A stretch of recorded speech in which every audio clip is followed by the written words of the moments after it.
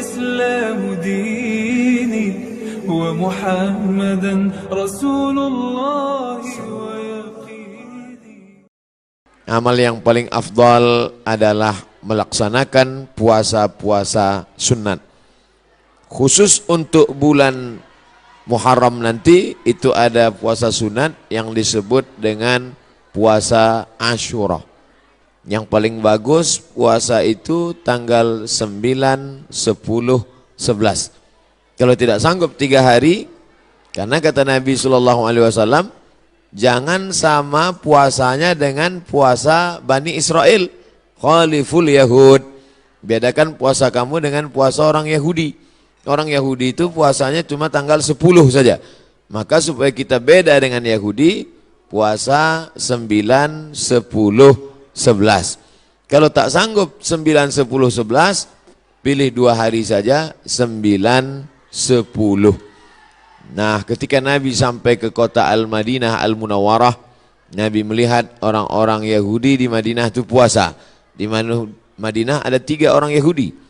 Yahudi Bani Nadir, Yahudi Bani Quraizah, Yahudi Qainuqa.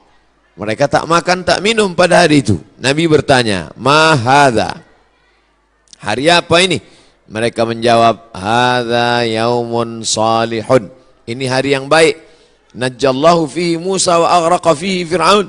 Hari ini Allah menyelamatkan Nabi Musa dan menggelamkan Fir'aun laknatullah alaih. Maka kemudian mereka bersyukur kepada Allah dengan melaksanakan puasa pada tanggal 10 karena Allah sudah menyelamatkan Musa alaihi salam dan menenggelamkan Fir'aun. Maka Nabi Muhammad SAW berkata, "Nahnu ahaqqu bi Musa minhum." Kami lebih berhak terhadap Nabi Musa daripada mereka. Maka Nabi pun melaksanakan, memerintahkan fa'amara bi siyamihi. Nabi memerintahkan puasa.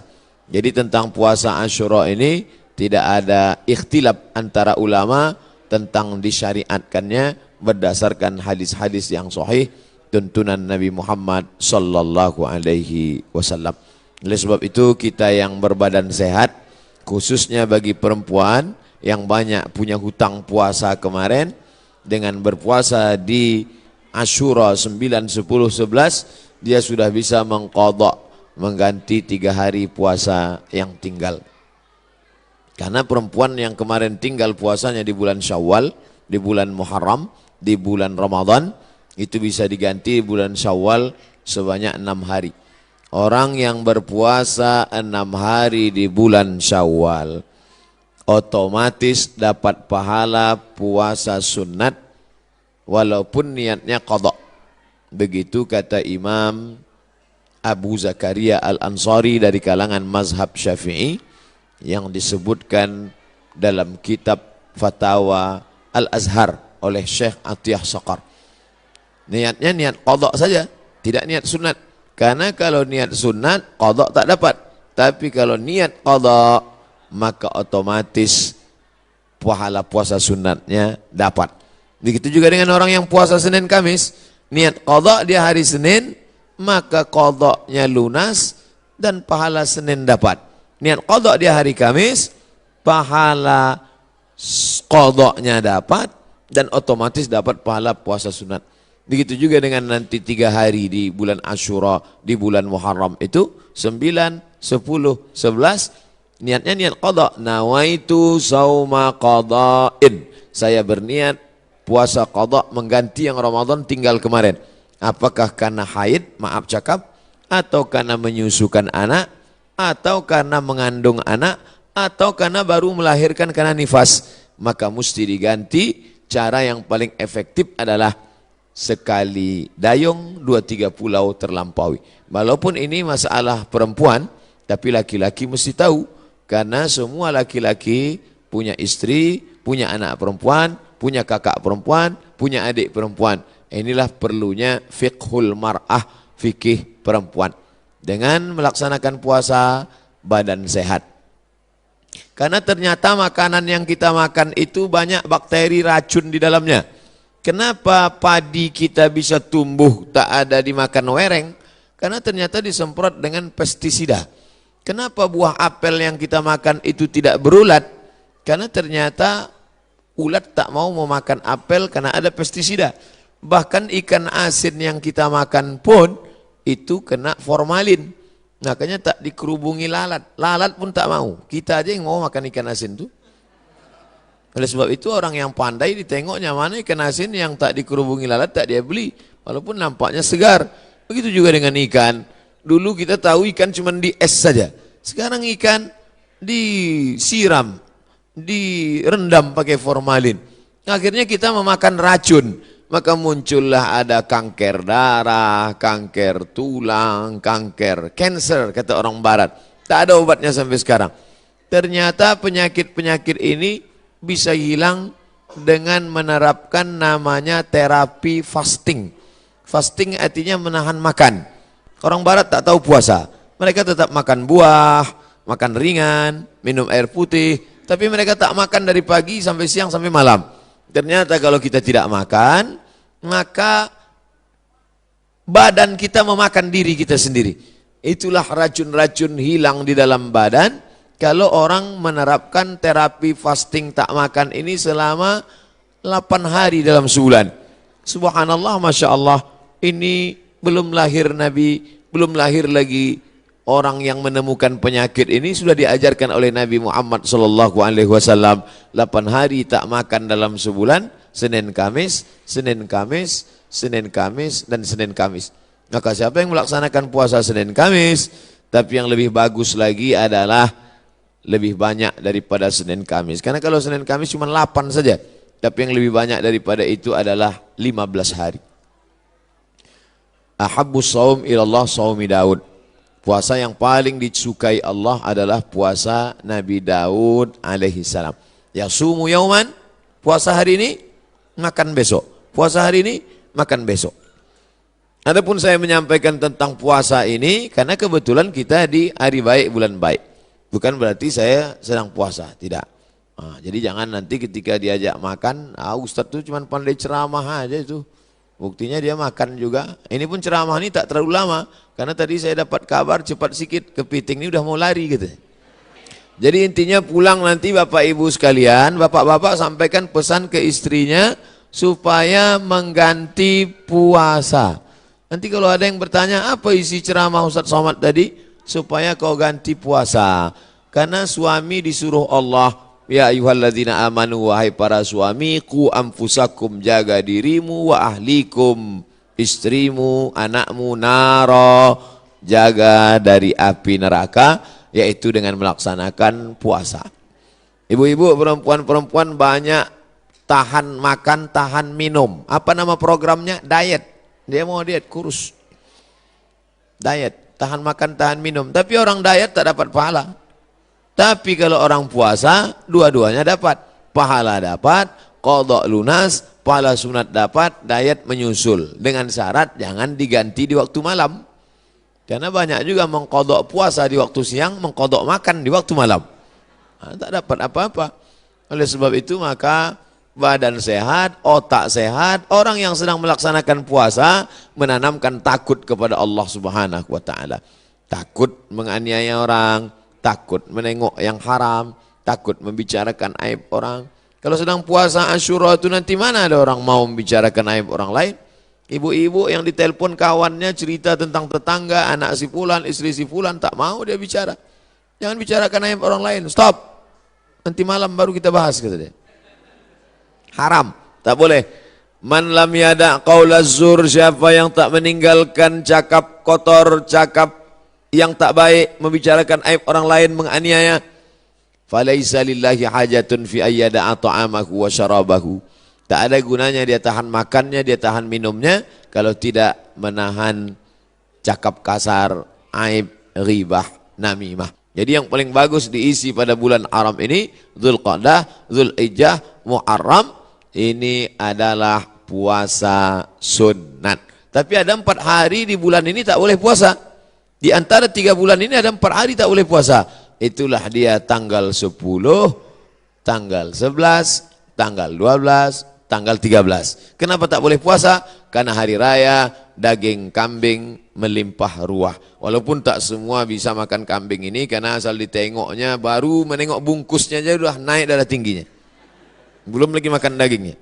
Nah, adapun sekarang inilah masanya membakar kolesterol, membakar karbohidrat, membakar yang kita makan pada saat penyembelihan hewan kurban kemarin. Adapun ibu-ibu, bapak-bapak yang masih banyak daging kurban di freezer itu, sedekahkanlah kepada anak yatim, fakir miskin. Ini udah hari raya yang keberapa ini di bulan Zulhijjah. Sudah mau habis bulan Zulhijjah, masuk bulan Muharram. Tapi kulkas masih banyak yang belum bisa ditutup.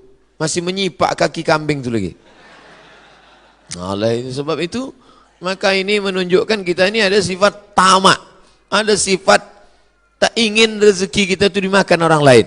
Padahal puncak keimanan adalah la yu'minu ahadukum, kamu tak beriman hatta yuhibba li akhihi, sampai kau sayang kepada saudaramu ma yuhibbu li nafsihi, sama macam sayang pada diri sendiri.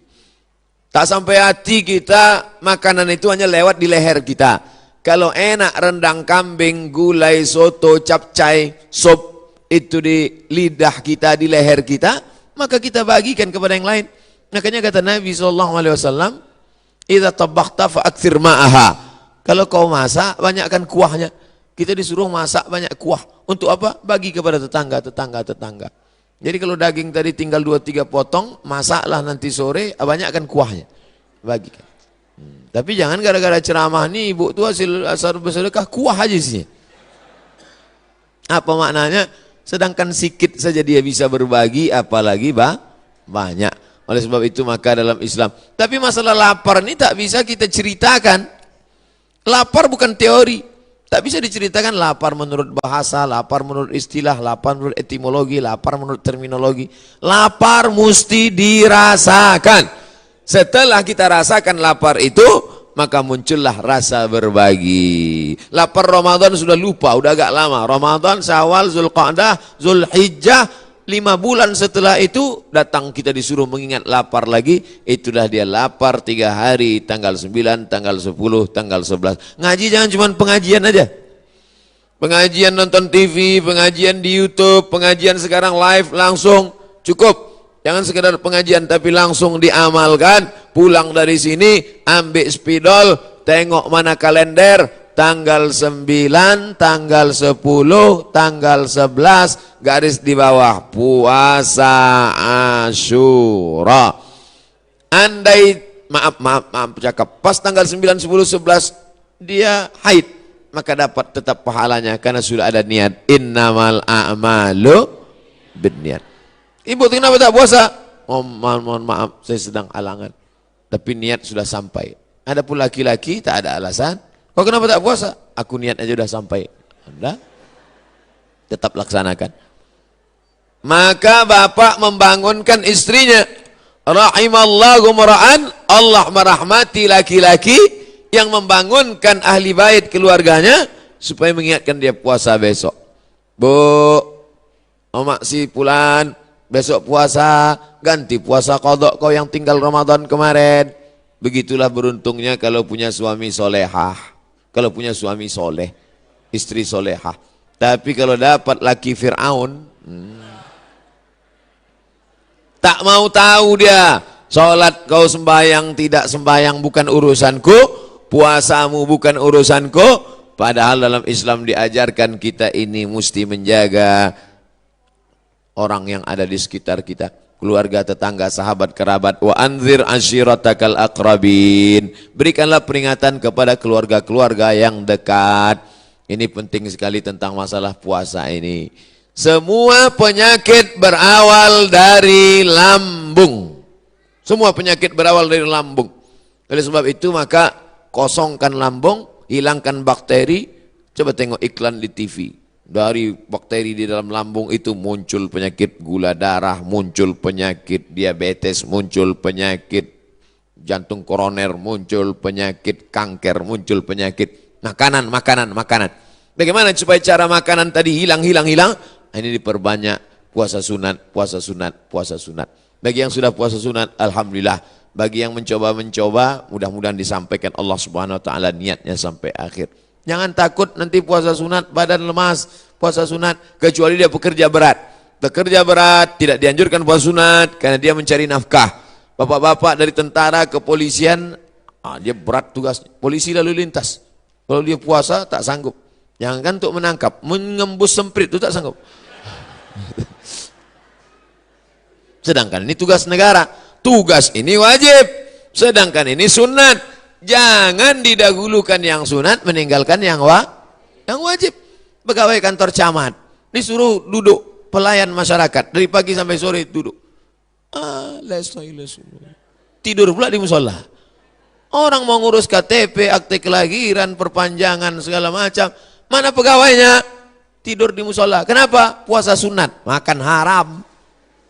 Karena dia digaji oleh negara, APBN, APBD untuk melayani masyarakat. Bekerja itu wajib, sedangkan puasa ini sunat. Ini kalau ada orang model begini, ini orangnya alim tapi jahil. Alim kok jahil? Semangat beribadahnya kuat, tapi tidak punya ilmu pengetahuan. La ilaha illallah. Tapi tengok pangkal ayatnya, fa'lam annahu la ilaha illallah. Apa makna fa'lam? Berilmu.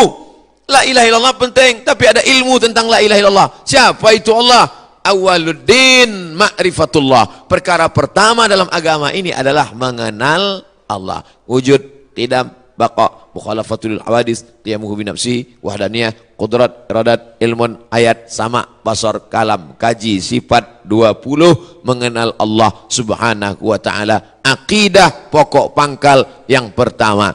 Setelah akidahnya kuat, barulah ibadah. Salat, puasa, zakat, haji, umrah, zikir, baca Quran. Tapi ada ibadah dalam hati. Salat nampak, Allahu Akbar. Haji paling nampak. Setahun lagi mau haji, kendurinya dari sekarang. Sudah balik haji, pakai sorban, pakai jubah, ditulis pula di pangkal nama, haji. Kalau tak ditulis pakai spidol, tak mau datang undangan. Tapi ada ibadah dalam hati tak nampak. Apa dia? Ridha. Apa dia? Qanaah. Apa dia? Sabar. Mana nampak orang ridha? Ridha itu artinya menerima ketetapan Allah Subhanahu wa taala. Termasuklah ibu-ibu yang di luar ini semuanya adalah orang-orang yang ridha. Tak nampak ustaz tu tak apa-apalah. Suaranya pun jadilah gitu. Adapun tadi yang sempat unjuk rasa itu sekarang udah agak ridha sikit.